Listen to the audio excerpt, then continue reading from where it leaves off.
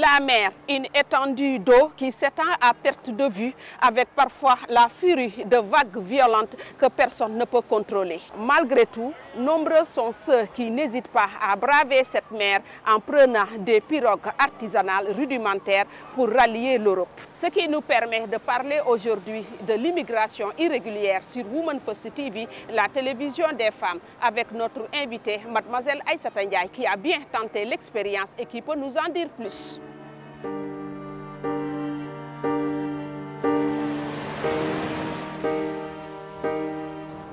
La plupart, on voit des hommes braver la mer, mais il y a bien des femmes aussi qui migrent à travers les pirogues, par la Méditerranée.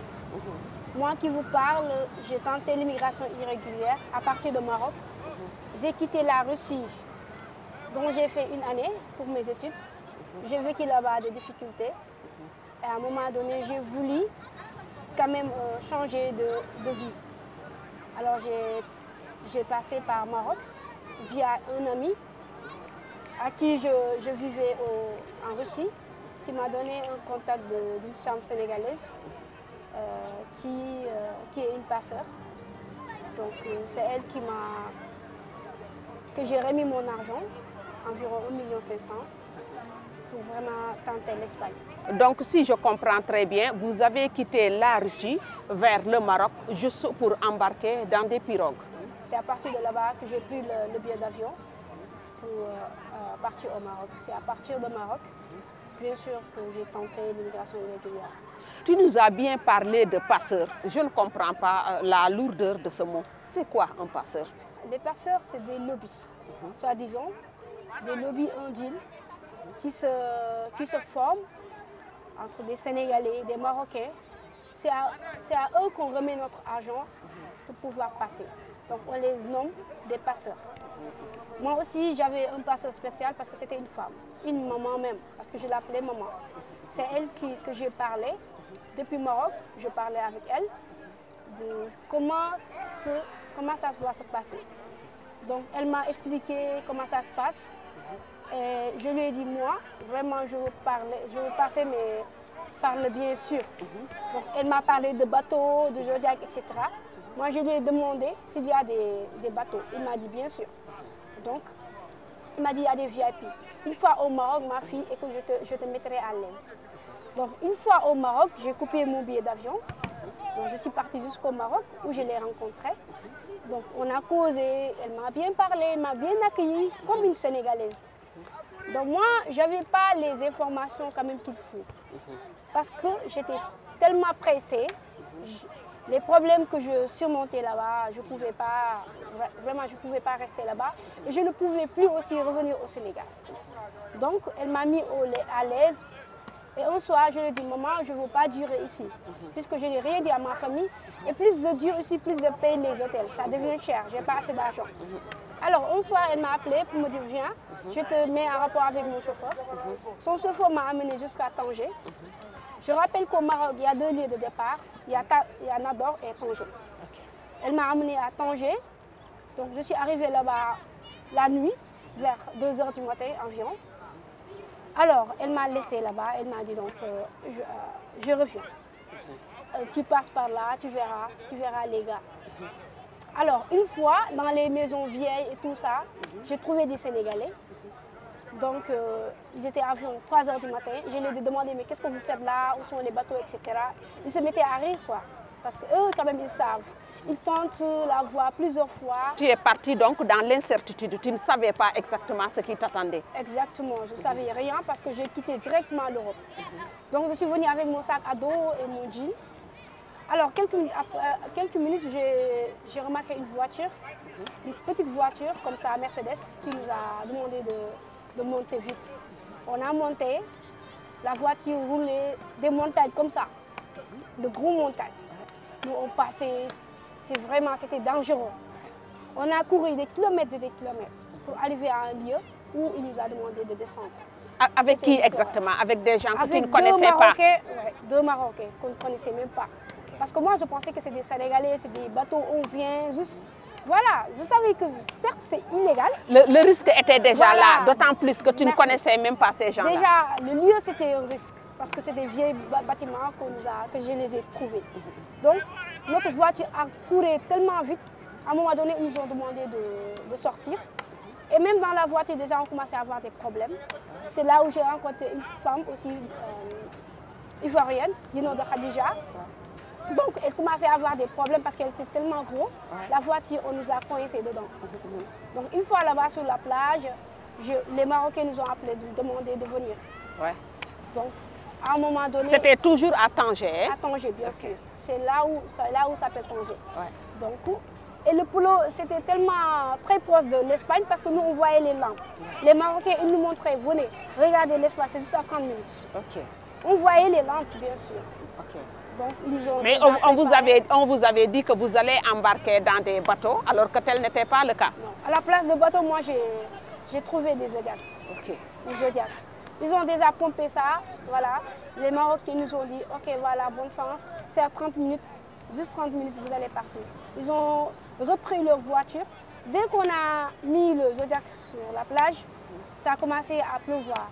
Là, permettez-moi de vous couper un peu. Donc, vous avez bravé la mer sans guide? Bien sûr, sans guide.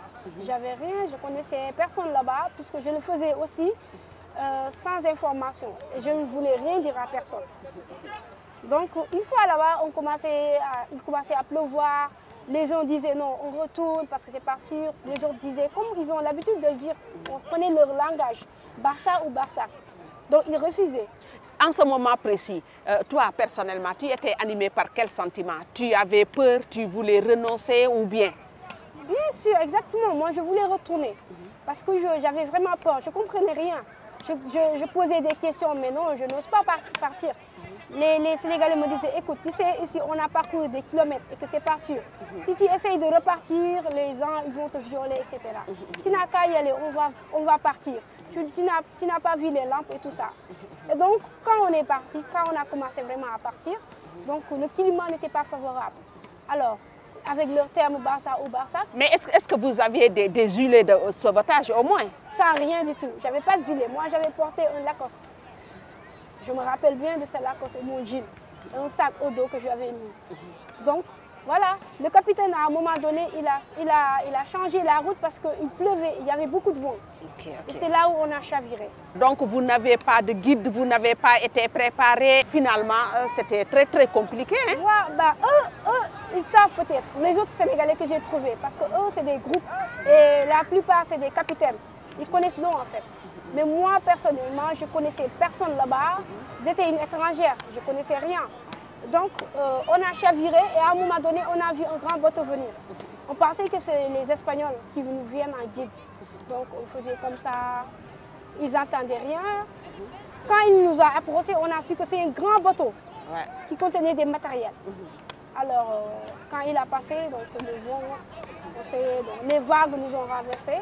Notre Zodiac s'est renversé et malheureusement, la corde était accordée sur ma main. Donc, alors, moi, grâce à Dieu, je me suis relevée quand même. Donc, à un moment donné, vous vous retrouvez au fond de l'eau? Bien sûr, au fond.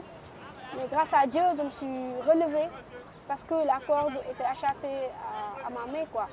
Donc, je me suis relevée avec. Mais donnez-nous plus de détails. Par quel miracle la corde s'est attachée à votre main? Paraît-il que l'eau est glaciale là-bas. Ah oui, mais je ne sais même pas, avec la peur aussi, puisque j'avais vraiment peur. Je ne sais même pas comment est-ce que j'ai fait. En tout cas, c'est moi-même qui a renversé le Zodiac. Donc les autres, ils ont pu quand même revenir parce qu'ils connaissent l'eau déjà. Mais Khadija, elle était au lourd. Et les autres Sénégalais, finalement, ils n'ont pas pu remonter. Et donc moi, je les voyais faire comme ça, tendre les mains. À un moment donné, on ne les voit plus. Donc ce moment-là, moi, je disais aux gars d'aller les sauver. Parce que moi, j'étais inconsciente de voir des gens perdre, mourir comme ça. Mais en ce moment, toi, tu t'étais accroché où exactement?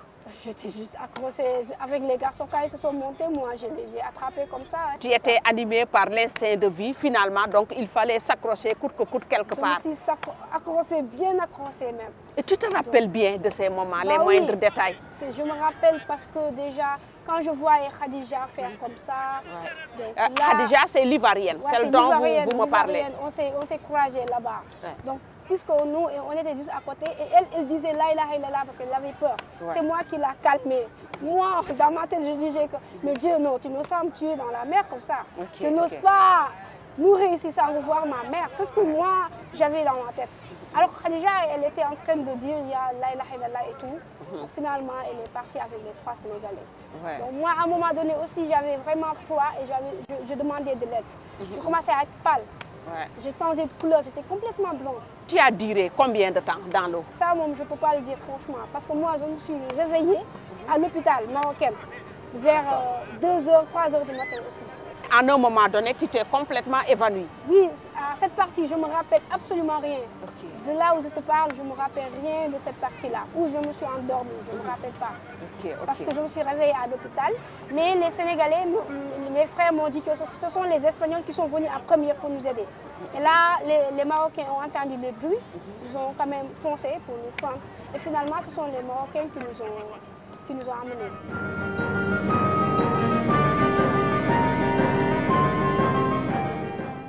Aïssata, après cette catastrophe vécue en pleine mer, tu t'es retrouvée dans un hôpital au Maroc. Comment te sentais-tu? Alors moi, je me sentais très faible parce que je ne pouvais même pas boire. J'avais des mal à la gorge.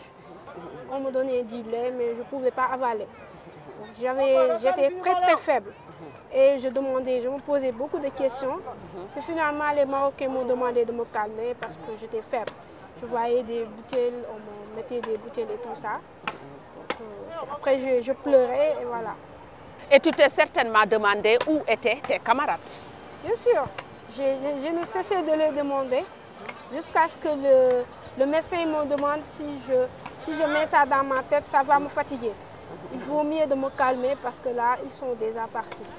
Et là, c'était un choc, quoi, parce que je ne pouvais pas imaginer Khadija partir. Malgré que je ne les connaissais pas, on s'est vu juste la nuit, mais quand même, quand on se confie à elle, ses paroles, je me souvenais de ses paroles, surtout quand elle me parlait de sa fille qui était malade.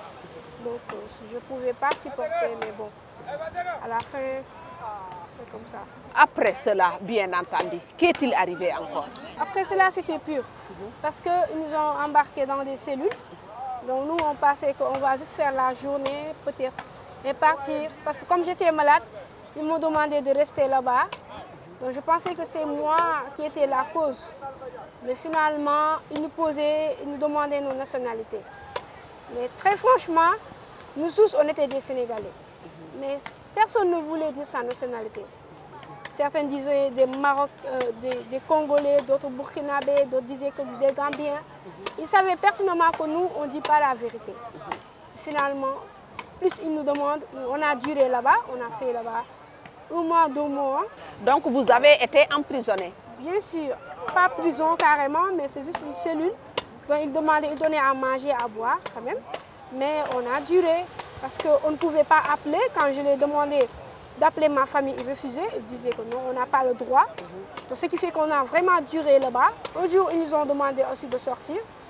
Là, je voyais beaucoup de gendarmes nous encercler. Je posais, moi, c'est tout le temps moi qui pose des questions, puisque j'étais seule à faire les bons. Donc je disais, où est-ce qu'on aille? Ils nous ont demandé, suivez-nous.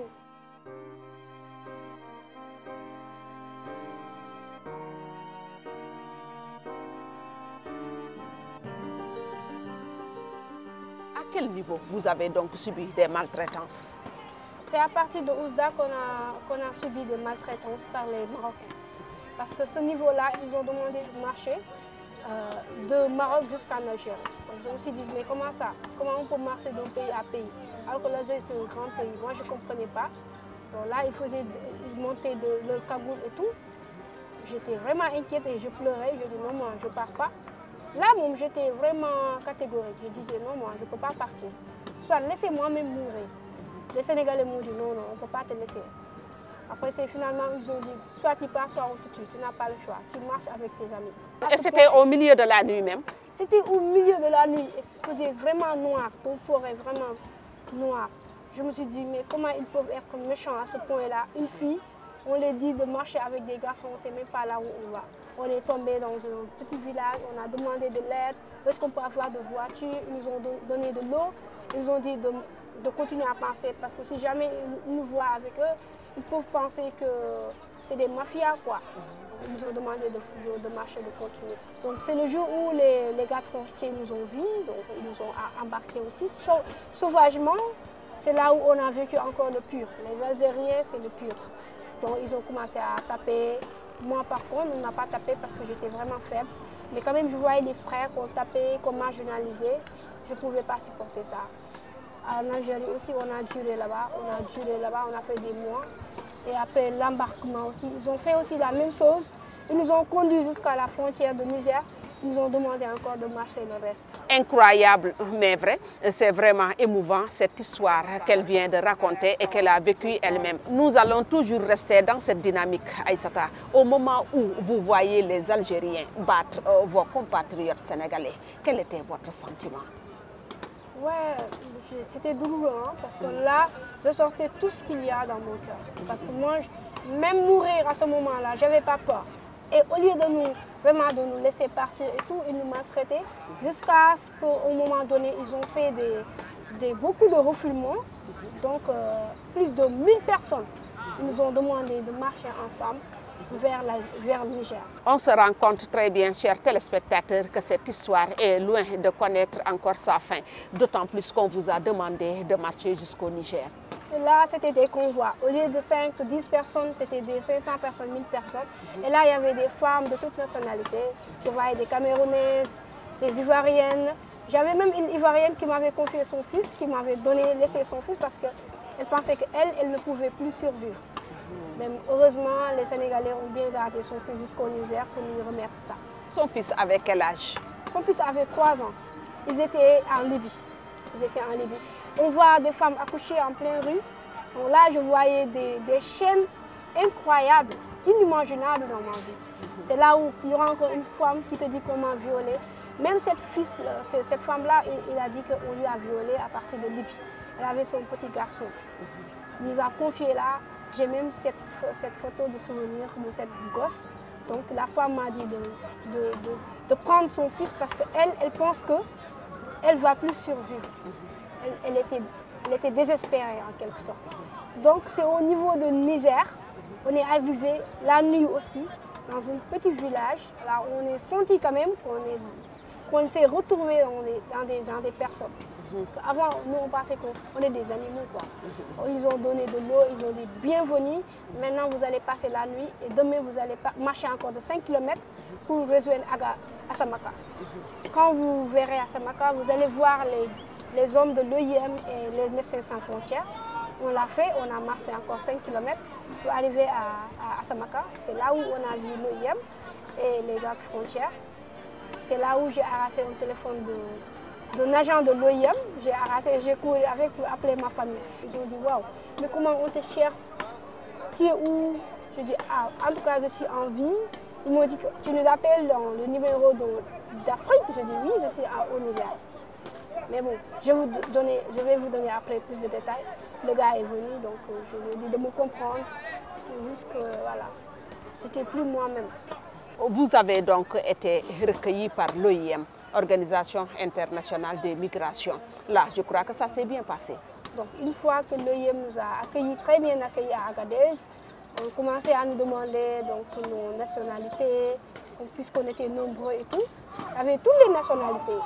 Donc, nous, on nous a mis ensemble, les Sénégalais, les Marocains ensemble, les autres pays africains ensemble. Et voilà, on a duré là-bas encore parce que j'étais malade. Ils m'ont vraiment bien accueilli. Je me suis soignée là-bas à partir de Niger. Et après, je suis revenue au Sénégal par vol. On peut dire que l'OIM s'est très bien occupé de vous. J'ai fait, disons, là-bas 3 mois parce que quand tu es malade, ils ne te laissent pas partir. Ils vont te prendre en charge d'abord avant que tu partes. Parce que tu ne peux pas partir en restant tout en faible. Donc, ils m'ont pris en charge. Et le jour où je devais revenir revoir ma famille, c'était le vendredi 14 juin. Je suis revenue au Sénégal. Et vraiment, c'était aussi une nouvelle tournure. Quand vous avez foulé le sol sénégalais, le retour à la patrie, qu'est-ce que ça vous a fait? Oui, à la fois soulagé, mais d'autres fois aussi ça pesait lourd, hein, parce que ça ne sera pas facile. Parce que là, donc, les regards et tout ça, les regards de la famille et des autres, des voisins, des amis, à chacun son regard, sa vision vis-à-vis de toi. Parfois tu es stigmatisé, tu vois, parfois tu es jugé. La fille là, qu'est-ce qu'elle était partie faire, qu'est-ce qu'elle est, pourquoi elle est devenue mère, pourquoi elle a changé de peau. On sait que moi je suis claire d'habitude, mais quand je suis venue, j'ai quitté directement le Niger, j'étais vraiment j'avais noirci, j'avais changé de peau parce que c'était vraiment la chaleur là-bas. Par rapport à tout cela, est-ce que tu as réussi l'insertion sociale et professionnelle depuis ton retour? Oui, c'était pas facile. Je l'ai réussi quand j'ai eu à sortir ce qu'il y avait dans le cœur. Le jour où je me suis confiée à la télé, le jour où j'ai commencé à sensibiliser, à sortir, à aider, parce que c'est une bonne cause, c'est ce jour-là où j'ai senti que je commence à réussir. Pas économiquement, pas ce qu'on te donne, non. Mais ça fait parce que tu as quand même sorti quelque chose de lourd, une blocage dans ta tête. C'est le jour-là où j'ai pris les choses, j'ai pris les décisions d'être mature et d'assumer ce qu'on a fait. Est-ce que depuis lors, tu as reçu le soutien de l'État ou bien de quelques organismes? À part l'OIM, non. Il n'y a personne, sinon moi, je me débrouille, voilà. Donc on peut dire que l'OIM vous a soutenu pendant l'épreuve et après également l'épreuve. Et même quand je suis rentrée au Sénégal, ils ont continué à payer mes frais médicaux. Mademoiselle Aïssata Ndiaye, vu ce que tu as vécu en tentant l'immigration irrégulière, qu'as-tu à dire à ces jeunes qui sont toujours prêts à braver la mer? Moi, ce que je peux leur dire, c'est juste d'essayer de les sensibiliser. On ne peut pas les empêcher de partir parce qu'on ne sait pas ce qui pousse la personne à partir. Quel que soit alpha, prendre la mer n'est pas une solution. Voilà. Mais quand même, des fois, on essaye de les comprendre. On essaye de les comprendre, mais quand même, ils n'ont pas aussi les informations qu'il faut. Donc, dans tous les sens, ce n'est pas bien quand même de prendre la route de la mer. C'est vraiment dangereux. Et par rapport à cette sensibilisation, voilà, vous vous activez dans ce cadre avec l'OIM? Bien sûr, on fait des sensibilisations avec l'OIM parce que moi je suis volontaire à l'OIM, du projet qu'on appelle Migrants comme messagers. On sensibilise, on sillonne le Sénégal pour sensibiliser, on part partout dans les villages parce que la plupart aussi ils viennent au fin fond du village et il faut les trouver dans leur lieu vraiment pour essayer de leur parler. Donc surtout les femmes aussi. Les femmes qui migrent, moi je ne peux pas imaginer une femme qui migre parce qu'ils sont les victimes. Parce qu'ils peuvent subir des viols, des cas de grossesse, des maladies. Le plus gros problème aussi, c'est qu'on en voit de plus en plus des femmes et puis avec des enfants même. Bien sûr, elles préfèrent amener leurs enfants parce qu'elles se disent dans la tête, une fois qu'elles viennent avec leurs enfants, ils auront plus de sens de bénéficier d'asile et tout. Si vous faites le bilan de votre expérience, ça a duré combien de mois depuis le voyage jusqu'à l'hospitalisation et également les jours de marche? Ça a fait combien de mois? 6 mois, 7 mois, hein, parce que j'ai vraiment duré, surtout en Algérie. Quelles leçons avez-vous tirées de la somme de cette expérience? D'après mon expérience, c'est que je suis devenue une personne très mature, une personne responsable, qui agit comme une grande personne parce que désormais j'assume mes actes. Je n'ai pas peur d'affronter, je n'ai pas peur de dire mes pensées aussi. Donc vous avez cette même attitude que les jeunes d'ici qui pensent toujours que la réussite se trouve en Europe. Pourquoi pas ici? Si moi je savais, j'avais les informations, j'étais mature avant, je n'aurais jamais pris quand même cette somme d'argent et versé ça à une femme pour partir en Espagne. Cette somme-là, si j'en avais aujourd'hui, j'aurais pu avoir mon entreprise, pourquoi pas. Et pour le moment, je suis en train de me décarcasser de comment faire pour avoir mon propre entreprise. Je suis en train de me débrouiller, je suis en train de me battre pour dire aux autres que c'est très possible de réussir au Sénégal. On a des exemples. Mais bon, comme on dit, j'étais vraiment immature, j'avais que 19 ans quand je faisais ça, je pensais que le rêve, la seule réussite, c'est vraiment d'aller en Europe, mais bon, c'est le contraire. Voilà, chers téléspectateurs, vous avez entendu ce récit émouvant de Mademoiselle Aïssata Ndiaye qui a bien tenté l'immigration irrégulière. Comme elle l'a si bien dit, nous profitons également de l'occasion pour dire aux jeunes que la réussite ne se trouve pas seulement en Europe. Ce qui compte, c'est d'avoir l'estime de soi et le culte du travail. Je remercie notre invité Aïssata Ndiaye qui a bien accepté de venir nous parler de son expérience. Quant à moi, je vous donne rendez-vous pour un autre thème sur Women First TV, la télévision des femmes.